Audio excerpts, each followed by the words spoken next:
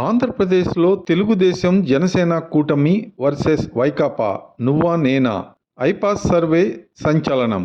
ఇంకో 2 లేదా 3 నెలల్లో ఎన్నికల ప్రక్రియ ఆంధ్రప్రదేశ్లో ప్రారంభం కానుంది. కోల్పోయిన అధికారాన్ని ఈసారి జనసేనతో కలిసి సాధించాలని తెలుగుదేశం అధినాయకత్వం తన సర్వశక్తులు ఒడ్డుతోంది. ఇక అధికార వైకాపా తెలంగాణలో తన సహచర మిత్రపక్షం కాంగ్రెస్ చేతిలో ఘోర పరాజయాన్ని మూటకట్టుకుంది. నిజానికి ఆంధ్రప్రదేశ్లోని పాలన కంటే తెలంగాణలో కేసీఆర్ పాలన చాలా నయం అనే చెప్పాలి. అయినా ప్రజలు ఆ పార్టీని ఇంటికి పంపించారు. ఇక ఆంధ్రప్రదేశ్లో తిరుగులేని విజయాన్ని నమోదు చేసుకోవాలని చంద్రబాబు పవన్ ద్వయం ఉవ్విళ్ళూరుతోంది. అందుకు అనుగుణంగానే వారు తమ రాజకీయ ఎత్తుగడలకు పదును పెడుతున్నారు. ఇందులో భాగంగానే గత ఎన్నికల్లో జగన్కు విజయాన్ని సాధించిన వ్యూహకర్త ప్రశాంత్ కిషోర్ చంద్రబాబును ఆయన ఇంటిలో కలిసి రాబోయే ఎన్నికలపై ఎత్తుగడలను షేర్ చేసుకోవటం తెలిసిందే. ఇది తెలుగునాట రాజకీయాల్లో ప్రకంపనలు సృష్టించింది. దానికి కొనసాగింపే వైఎస్ షర్మిల క్రిస్మస్ శుభాకాంక్షలతో నారా లోకేష్కు ప్రత్యేక కానుక పంపటం. ఈ 2 ఘటనలు యాదృచ్ఛికం మాత్రం కాదు. రాజకీయాలు అలాగే ఉంటాయి. ఇక జగన్మోహన్ రెడ్డి సెల్ఫ్ గోల్ వేసుకునే దిశగా తన రాజకీయ వ్యూహాలకు పదును పెడుతున్నారు. ఇందులో భాగమే 80 నియోజకవర్గాల్లో అభ్యర్థుల మార్పు, పనికిమాలిన దర్శకులతో సినిమాలు, పెడిగ్రీ అంతర్జాల వెబ్ పత్రికల్లో విషపు వార్తలు, తెదేపా జనసేన కూటమికి వ్యతిరేకంగా విష ప్రచారం, సోషల్ మీడియా వాలంటీర్లు గట్టెక్కిస్తాయి అనుకుంటున్నారు. ఇవేమీ గులాబీ దళపతిని తిరిగి అధికారంలోకి తీసుకురాలేకపోయాయి. తీవ్రమైన ముక్కోణ పోటీలో కాంగ్రెస్ పార్టీ తెలంగాణలో బారాసాను మట్టి కరిపించిందనేది నిజం కదా. ఇక ఆంధ్రప్రదేశ్లో కూటమికి వైకాపాకు మధ్య ముఖాముఖి పోటీ నెలకొని ఉంది. గత ఎన్నికల్లో వైఎస్ఆర్సీపీ సాధించిన ఓట్ల శాతం 49.97, తెలుగుదేశం పార్టీ ఓట్ల శాతం 39.7, జనసేన పార్టీ ఓట్ల శాతం 5.53. ఇక గత పొత్తులో భాగంగా ఇతర పార్టీలకు జనసేన ఓట్లు 1% ఉంది. ఇక ఒంటరిగా బరిలో దిగిన భాజపాకు 0.8%, కాంగ్రెస్ పార్టీకి 1.17% ఓట్లు వచ్చాయి. జనసేన ఇప్పుడు తెలుగుదేశం పార్టీతో పొత్తులో ఉంది. వారి ఓట్ల శాతం మొత్తం కలిపితే 39.7 ప్లస్ 5.53 ప్లస్ 1 46.23%గా ఉంది. అంటే కేవలం 3.74% ఓట్లు మాత్రమే గత ఎన్నికల నాటి కంటే వైఎస్ఆర్సీపీ కంటే తక్కువగా ఉన్నాయి. ఇక గత ఎన్నికల నాటి ముఖ చిత్రం నేడు ఆంధ్రప్రదేశ్లో లేదు. ప్రభుత్వ వ్యతిరేకతకు 100కు పైగా కారణాలున్నాయి. ఈ కారణాలతో సంబంధం లేని ఇండికేటర్ సర్వే ఒకటి పాస్ చేసింది.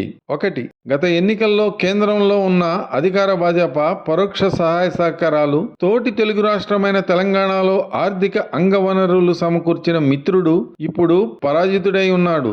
ఇప్పుడు అధికారంలో ఉన్నది చంద్రబాబుకు ఒకప్పుడు సన్నిహిత సహచరుడుగా పనిచేసిన రేవంత్ రెడ్డి. ఇది జగన్మోహన్ రెడ్డికి మింగుడు పడని విషయమే. గతంలో తిరుమల ప్రధాన అర్చకుడు రమణ దీక్షితుల వ్యవహారం తెలిసిందే. ఇక తిరుమలలో జరుగుతున్న వైదిక సాంప్రదాయాల తుడిచివేత, అన్యమత ప్రచారాలు, జంబో సలహా మండలి, ఇలా చాలానే వ్యవహారాలు ప్రభుత్వంపై వ్యతిరేకతను పెంచాయి.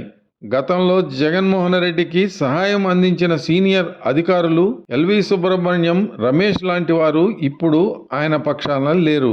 అలాగే సినీ నటులు జగన్మోహన్ రెడ్డికి పనిగట్టుకుని ప్రచారం చేసిన వారు ఇప్పుడు దూరమయ్యారు. సీనియర్ నటుడు పృథ్వీ జనసేన పక్షాన చేరగా కలెక్షన్స్ కింగ్ మోహన్ బాబు లాంటి వారు సైలెంట్ అయ్యారు.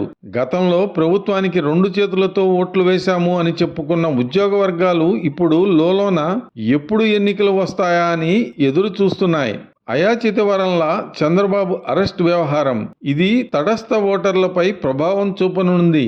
వివిధ కారణాలతో గత ఎన్నికల్లో వైసీపీకి ఓటు వేసిన సాంప్రదాయ తెలుగుదేశం పార్టీ అభిమానులు, ఓటర్లు తిరిగి తెదేపా వైపు చూస్తున్నారు. పట్టభద్రుల ఎమ్మెల్సీ ఎన్నికల్లో 3 స్థానాల్లో ఓటమి ప్రభుత్వం పట్ల ప్రజా వ్యతిరేకతకు ఒక కొలమానం. రాజధాని అమరావతి, 3 ముక్కలాట ప్రభావం, ఒక్క జాబ్ క్యాలెండర్ లేకుండా 4 ఏళ్లు గడిపేశారు. 2018 నుండి ఓటు హక్కు సాధించిన యువతపై దీని ప్రభావం అధికంగా ఉండే అవకాశం. ఈ పై ప్రధాన ఇండికేటర్ల ద్వారా చేసిన ఐపాస్ సర్వే ప్రకారం సుమారు 9 నుంచి 11% ఓటర్లు వైసీపీని వీడనున్నారు.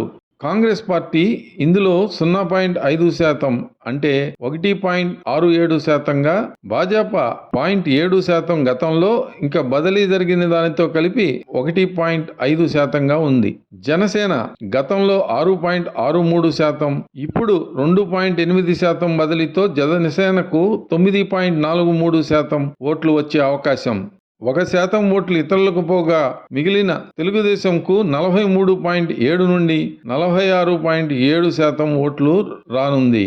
దీనితో గత ఎన్నికల్లో వైఎస్ఆర్సీపీ 49.97% ఓట్లు 9 నుండి 12% కోల్పోయి 37.97 నుండి 40.97%గా మిగలనుంది.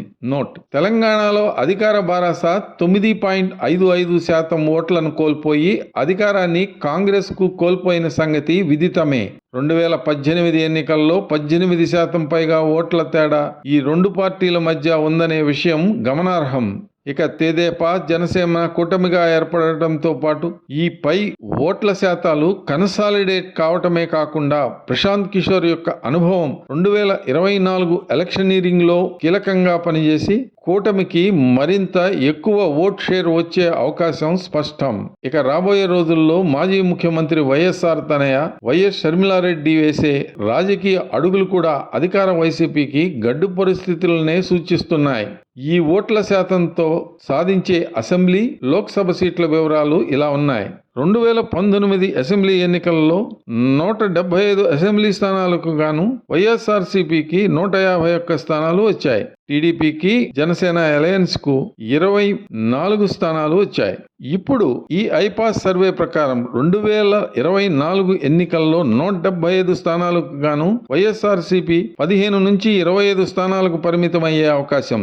ఇక తెలుగుదేశం, జనసేన కూటమి 150 స్థానాల నుంచి 160 స్థానాల వరకు వచ్చే అవకాశం. ఇక ఇండిపెండెంట్లు, బీజేపీ, కాంగ్రెస్ స్థానాలను సాధించలేరు. ఇక లోక్సభ స్థానాల విషయానికి వస్తే గత ఎన్నికల్లో అంటే 2019 లోక్సభ ఎన్నికల్లో 25 పార్లమెంట్ స్థానాలకు గాను వైఎస్ఆర్సీపీకి 22 స్థానాలు లభించాయి. తెలుగుదేశం పార్టీ, జనసేన కూటమికి 3 స్థానాలు లభించాయి. 2024 సర్వే ప్రకారం 25 పార్లమెంటు స్థానాలకు గాను 4 నుంచి 5 స్థానాలకు మాత్రమే వైఎస్ఆర్సీపీకి పరిమితం కానుంది. ఇక తెలుగుదేశం, జనసేన కూటమి 20 నుంచి 21 స్థానాలు సాధించనున్నాయి. రాబోయే కాలంలో ఈ క్రింది విషయాలు ఎన్నికల ఫలితాన్ని మరింత ప్రభావితం చేసే అవకాశం ఉంది. 1. వైఎస్ షర్మిలారెడ్డి ఆంధ్రప్రదేశ్ కాంగ్రెస్ అధ్యక్షురాలు అయ్యే అవకాశం.